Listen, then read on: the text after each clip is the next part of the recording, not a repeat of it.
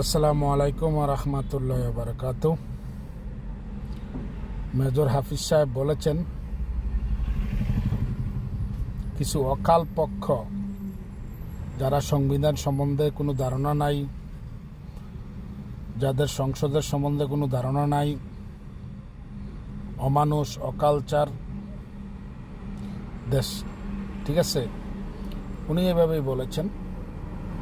কাকে বলেছেন এটা তো সবাই জানেন, কিন্তু আমি বলতেছি সংসদে যে অপমাননা বা সংসদরাকে অপবিত্র করে দিছে এই জামাত শিবির এনসিপি। আপনি দেখেন বাংলাদেশ সংসদে বাংলাদেশ জাতীয় সঙ্গীত যখন গাইল, তখন কিন্তু তারা সবাই, সংসদের বাকি যারা আছেন সবাই কিন্তু সম্মান জানিয়েছেন দাঁড়িয়ে। কিন্তু এই আকালচার, দেশদ্রোহী, পাকিস্তানি বীজ, দেশ ধ্বংসকারী, ইউনূসের দোসর, ইউনূসের সাথে জোট বেঁধে এই জামাত এনসিপি তারা কিন্তু বৈশা ছিল। এবং রাষ্ট্রপতি, একটা রাষ্ট্রের প্রধান, রাষ্ট্রের মা বাবা, সে যেইখানেরই হোক, তাকে যেই অপমান করা হয়েছে, অপদস্থ করা হয়েছে, এই জামাত এনসিপি জীবনে আর মানুষ হইল না, গরু ছাগলই রইল। এই গরু ছাগল, এই অথমূর্খ জাতি, গরু ছাগল, এই অথমূর্খ কোথায় যাবে? তাদের হাতে ক্ষমতা পড়লে তারা কি করবে আপনারা বলেন? একদম নিকৃষ্ট, আনকালচার, এত নিকৃষ্ট, এত আনকালচার, অসভ্য জাতি মনে হয় না বাংলাদেশের ভিতরে আর কোনো দল আছে। এই জন্য আজকে এই ৭১-এর পর থেকে শুরু করে আজকে প্রায় মনে করেন যে ৭১-এর পরে ৫০-৫৫ বৎসর, ৫৬ বৎসর উপরে হয়েছে, আজ পর্যন্ত কিন্তু জামাত কখনো সংসদে যাইতে পারে না।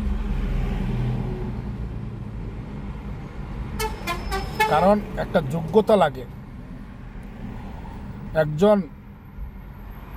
একটা লোক যদি একটা চেয়ারে যদি অযোগ্য ব্যক্তি বসে, তাহলে এই চেয়ারের অবস্থাটা কি হয়? ঠিক বাংলাদেশের অবস্থা এরকম জামাত শিবিরের। আজকে দেখেন, তারা পারে না এমন কোনো কাম নাই, নিকৃষ্ট যত কাজগুলো আছে। আপনি এত বছর ধরে জামাত শিবির, ইউনূস, সুদখোর বা এনসিপি, আপনি দেখান, মনে করেন জামাত শিবির তো এত বছর ধরে রাজনীতি করে আসছে, তাদের কি অবদান আছে? একটা অবদান বাংলাদেশের একটা কাজে আসছে, তারা বাংলাদেশের কোনো কাজে আসছে, কোনো একটা কাজ করেছে, কোনো মানুষের পাশে দাঁড়িয়েছে বা কোনো ধরনের বাংলাদেশের কোনো উপকার করেছে? একটা উদাহরণ দিয়ে দেখান, একটা উদাহরণ দেন, বাস একটা উদাহরণ দেন। ১৭ মাসে তারা কি করছে? সুদখোর ইউনূস, ইহুদি ইউনূস কি করছে আপনি দেখেন? কিচ্ছুই করে না, একটা কাজ দেখান। আর বাংলাদেশে আজকে যারা আওয়ামী লীগ করে, এখন বর্তমানে যারা আওয়ামী লীগ আছে, তারা খাঁটি অরিজিনাল আওয়ামী লীগ। সরাসরি ফেসবুকে, ইউটিউবে, ইনস্টাগ্রামে বা আপনার বিভিন্ন ধরনের মিডিয়াতে, সোশ্যাল মিডিয়াতে যা আছে অ্যাক্টিভ তারা। আর যারা ব্যক্তিগত রাজনীতি করে, এমপি মন্ত্রীদের আওয়ামী লীগ করে, আওয়ামী লীগ নাম দেয়, কিন্তু রাজনীতি করে ব্যক্তিগতভাবে, নেতার রাজনীতি করে। নেতা যদি কলা গাছ দাঁড়ায়, হ্যাঁ কলা গাছই করে, কিন্তু দেখা গেছে দিন শেষে, বছর শেষে হেরায় কোটি কোটি টাকা কামাই করে, ওই লাস্টে আওয়ামী লীগ কমিটিতে টিয়া দিয়ে আওয়ামী লীগ কমিটিতে ঢুকে। পরিস্থিতি আজকে এমন অবস্থা।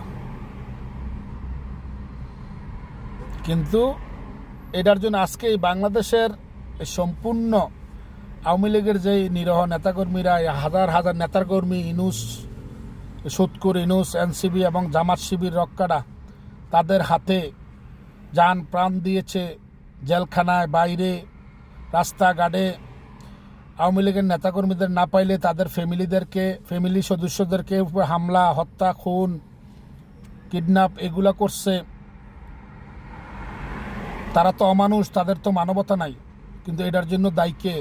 এটার জন্য দায়ী আওয়ামী লীগের উচ্চ পর্যায়ের প্রধান থেকে শুরু করে জেলা উপজেলার এমপি, মন্ত্রী এবং কমিটির সভাপতি, সেক্রেটারি।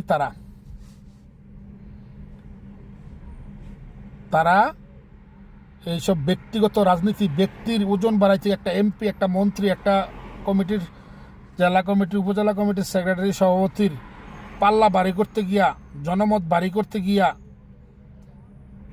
হ্যাঁ, এই টাকা খাইয়া ব্যক্তিগত লোকদেরকে কমিটিতে বসাইছে, খাঁটি আওয়ামী লীগদেরকে বসায় নেই।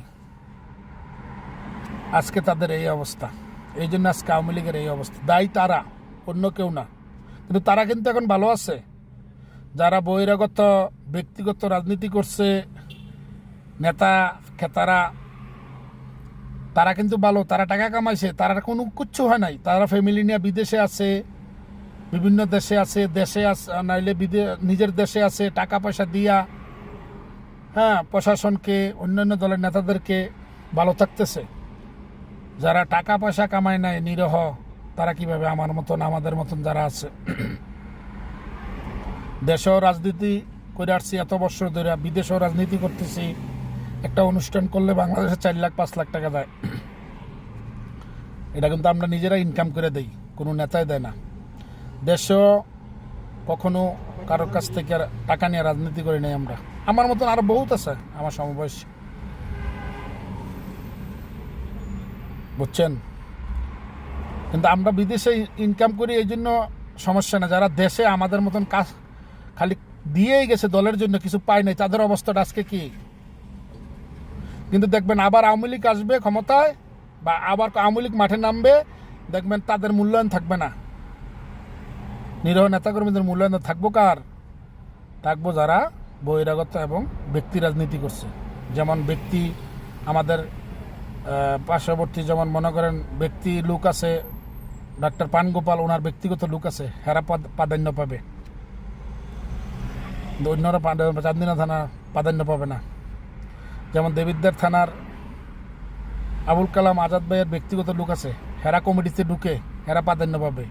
আবুল কালাম আজাদ ভাই যদি নৌকা না করে অন্য কিছু করে ওড়াতে ভোট দিবে, কিন্তু হেরাই প্রাধান্য পাবে আর আওয়ামী লীগ আসলে।